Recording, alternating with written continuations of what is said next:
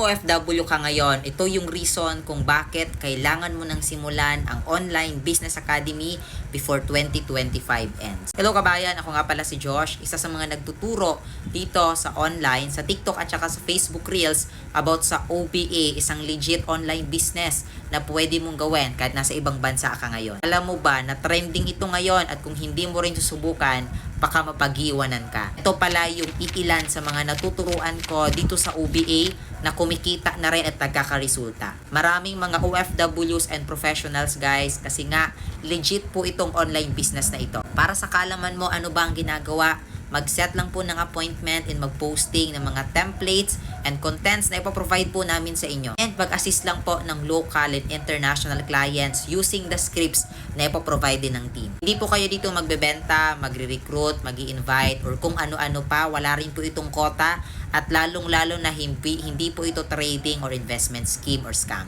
This is an online business na registered sa SEC, PIR registered, and na-awardan pa as the most outstanding marketing system in whole Asia sa Asian Sterling Award. At bilang isang OFW na katulad mo, huwag ka mag-alala kasi portable ang ganitong online business. Hindi mo kailangan ipamanage sa family member mo kasi kahit nasa ibang bansa ka, pwede mong gawin ang OBA basta may cellphone at internet ka lang. Huwag ka na magpahuli, comment mo dyan sa comment section yung country kung nasaan ka ngayon.